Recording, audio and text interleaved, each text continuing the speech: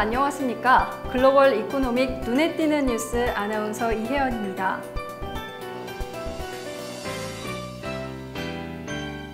제주항공이 항공기 보유 대수를 대폭 늘리는 등 중형 항공사로 발돋움합니다. 항공업계에 따르면 제주항공은 최근 미국 항공기 제조업체 에어버스와 보잉으로부터 50대에 달하는 항공기 구매 견적서를 받았습니다. 구매 견적서는 공급자가 주문자에게 제품 종류 등을 적은 문서를 뜻합니다. 제주항공이 50대를 구매할 경우 가격은 약 56억 달러에 달합니다. 제주항공은 그동안 꾸준히 항공기를 도입하는 등 기단을 확대해 현재 국내 저비용 항공사 1위 업체로 우뚝 섰습니다. 현재 제주항공은 38대의 보잉 737-800 항공기를 보유하고 58개 노선을 운항 중입니다. 38대 중 35대는 임대한 리스기고 3대는 구매해 운용 중입니다. 제주항공은 올 연말까지 운용 리스 항공기 1대를 추가 도입해 올해 계획한 8대의 기단 확대 계획을 마무리하고 모두 39대의 항공기를 운용할 방침입니다. 이와 함께 내년 하반기에는 보잉의 차세대 항공기 737 맥스 도입도 검토 중입니다. 제주항공 관계자는 항공기 구매와 관련해 아직 확정한 것은 없고 두 회사로부터 구매 견적만 받은 상태라며 다만 앞으로 항공기 구매 등 적극적인 기단 확대를 통해 운항 효율성과 원가 경쟁력을 높여 미래 경쟁력을 높이는 계기가 될 것이라고 말했습니다. 세계 최초로 뒷면에만 5개의 카메라가 달린 펜타 카메라 스마트폰의 렌더링이 등장했습니다. 블로거 스티브 해머스토파 온리크스는 후면에만 5개의 카메라를 갖추고 전면 화면에 노치를 사용하지 않는 노키아 9 퓨어뷰 스마트폰의 렌더링을 공개했습니다. 노키아 9 퓨어뷰는 노키아 엔지니어들이 분사해 나온 HMD 글로벌이라는 업체에서 개발되고 있습니다. 그동안 중저가 폰 중심으로 전 세계 시장을 공략하며 과거 글로벌 휴대폰 1위 노키아 폰의 영광을 재현하려 노력하고 있습니다. 이 회사는 노키아 모바일 사업부를 인수했던 마이크로소프트로부터 퓨어뷰 브랜드를 사들인 것으로 알려졌습니다. 주목할 부분은 이 회사가 5개의 자이스 카메라가 달린 스마트폰 공식 발표에 한 걸음 더 다가갔다는 점입니다. 폰 아레나는 앞서 이 단말기가 지난 5월 중국 당국의 인증까지 맞춰놓고 있다고 전한 바 있습니다.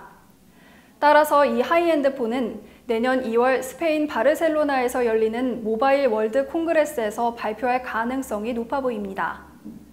노키아 폰은 당초 지난 9월 주요 스마트폰 업체의 주력폰 발표와 함께 이 하이엔드 스마트폰을 발표할 계획이었지만 9월 17일 트위터를 통해 공개를 취소한다고 발표했습니다. 따라서 이 렌더링의 등장은 HMD 글로벌이 내년 초 하이엔드 노키아 9 폰으로 프리미엄 폰 복귀를 예고하는 신호탄으로 전망됩니다.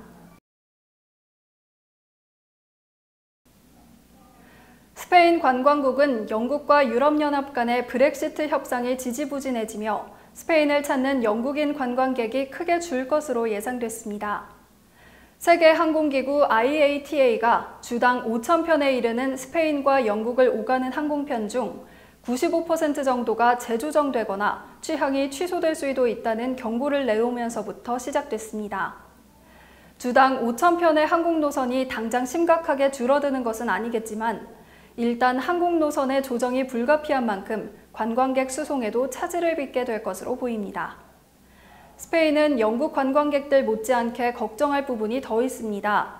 당장 스페인의 영국 기업들이 내던 6천만 유로가량의 세수를 확보하지 못하게 됐고 20만 명 정도로 추산되는 영국 기업에 근무하는 스페인 국민들의 일자리도 걱정해야 하는 처지입니다. 스페인이 이처럼 브렉시트의 직격탄을 가장 먼저 맞게 될지도 모른다는 불안감은 나날이 높아지고 있습니다.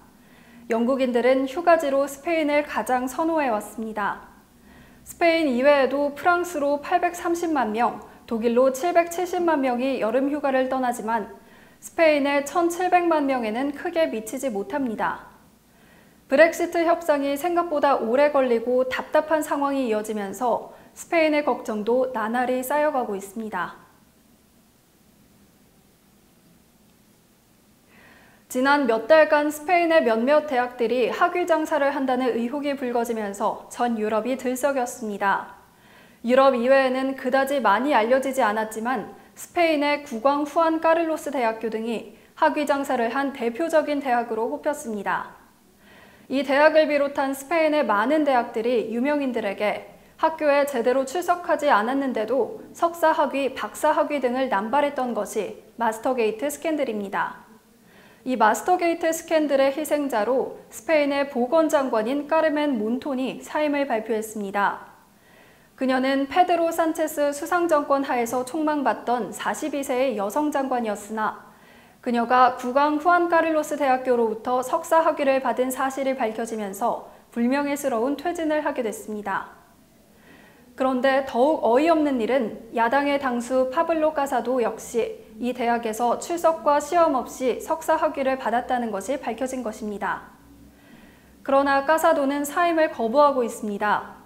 국왕 후안 까를로스 대학교 측도 공식 입장을 통해 이는 모두 와전된 것이라고 주장했습니다. 한편 이번 스캔들과 관련해 스페인 대법원은 이번 마스터게이트 스캔들을 부패 혐의로 공식 조사할 것인지에 대해 검토 중입니다. 영국 정보위원회 ICO가 데이터 보호법의 심각한 위반에 대한 페이스북의 책임을 묻는 조치를 확대했습니다. 페이스북에 의한 타깃 광고의 전달 방법과 가짜 광고를 둘러싼 문제에 대한 조사를 유럽연합의 데이터 감독이 이끄는 아일랜드 당국에 회부했습니다. ICO는 지난 7월 1년여간의 조사를 끝으로 정치단체와 데이터 애널리틱스 결과를 공유한 업체들에 대한 형사고발과 함께 혐의가 굳어진 페이스북에 대해서는 50만 파운드에 달하는 거액의 벌금을 부과할 뜻을 밝힌 후 10월 말 이를 전격 시행한다고 발표했습니다. ICO는 또 일주일일 만인 지난 6일 조사 당시 페이스북에 의한 광범위한 문제와 함께 가짜 정치 광고도 파악했다며 조사를 확대할 방침을 밝혔습니다. ICO 대변인은 인터넷상이나 다른 단말기 간에 개인의 열람 경향과 교류 행동을 감시하기 위해 사용되는 페이스북의 타깃 기능 및 기술에 계속해서 문제가 발생할 우려가 있다며 아일랜드 데이터 보호위원회 DPC에 조사를 위탁했다고 설명했습니다. 컴투스는 7일 올 3분기 매출 1,198억 원, 영업이익 380억 원, 당기순이익 298억 원을 달성했다고 밝혔습니다. 컴투스는 이번 3분기에도 글로벌 시장에서의 탄탄한 입지를 이어갔습니다. 3분기 매출 중 83%에 해당하는 994억 원을 해외에서 달성하며 15분기 연속 해외 매출 80%를 넘어섰습니다. 특히 북미 유럽 시장의 매출 비중이 50%를 기록하는 등 서구권을 포함한 글로벌 시장 전반에 걸쳐 높은 성과를 이뤘습니다. 아울러 컴투스는 글로벌 히트작 서머너즈 워와 국내외 최상위 모바일 야구 게임으로 자리 잡은 MLB 9이닝스 18과 컴투스 프로야구 2018 등 다양한 게임들의 견조한 실적을 바탕으로 30%가 넘는 영업이익률을 달성, 안정적인 수익 구조를 구축해 나가고 있습니다.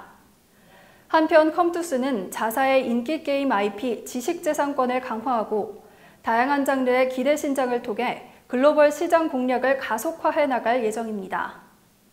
글로벌 최고의 IP로 자리매김한 서머너즈 원은 최근 성황리에 치러진 글로벌 e스포츠 대회와 전략적 업데이트, 다양한 글로벌 프로모션 등을 지속적으로 진행합니다.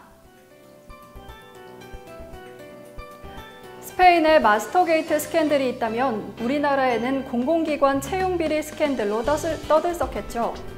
정부의 전수조사를 통해 채용 절차가 공정하게 이뤄지길 바라봅니다. 지금까지 글로벌 이코노믹 눈에 띄는 뉴스였습니다. 시청해주셔서 고맙습니다.